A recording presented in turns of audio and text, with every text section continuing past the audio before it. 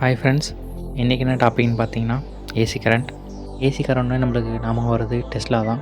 ஏன்னா டெஸ்லா தான் ஏசி கரண்ட்டோட தந்தை.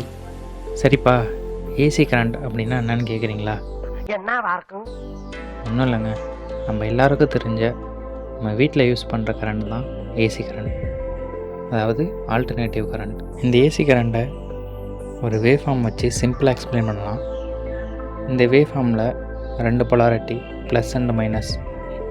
இந்த வேவ் ஜீரோவில் ஸ்டார்ட் ஆகி ப்ளஸ் அட்டென்ட் பண்ணிவிட்டு ரிட்டன் ஜீரோவுக்கு வந்து மைனஸ் அட்டென்ட் பண்ணிவிட்டு மறுபடியும் ஜீரோவுக்கு போயிடும். இந்த மாதிரி ஒரு செகண்டுக்கு 50 டைம்ஸ் ப்ளஸ் அண்ட் மைனஸை அட்டைன் பண்ணும். இதாங்க ஏசி கரண்ட். இதெல்லாம் ஓகே, ஏசி கரண்ட் எங்கேருந்து நம்ம வீட்டுக்கு வருது அப்படின்னு கேட்குறீங்களா? இந்த ஏசி கரண்ட் கல்பாக்கம், அப்புறம் கூடங்குளம்லேயும் அந்த மாதிரி பெரிய பெரிய பவர் ஸ்டேஷன்லேருந்து தான் வருதுங்க. அங்கே உள்ள பெரிய பெரிய ஜெனரேட்டர்ஸ் ரொட்டேட் பண்ணி அங்கேருந்து நம்மளுக்கு ஏசி கரண்ட்டை நம்ம வீட்டுக்கு அனுப்பி வைக்கிறாங்க. இந்த AC current rotate magnetic flux மூலயமா உருவாகுது. நம்ம இந்தியாவில் 50 ஃப்ரீக்வன்சி வச்சுருக்காங்க. இதே ஃபாரின் கண்ட்ரீஸில் 60 ஃப்ரீக்வன்சியில் இருக்குது.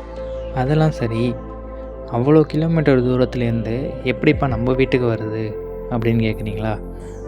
அதுவும் சிம்பிள் தாங்க. நம்ம ரோட் சைட்லலாம் பார்த்துருப்போம், நிறையா டிரான்ஸ்ஃபார்மர் ஓரளவு மீடியம் சைஸில் இருக்கும்.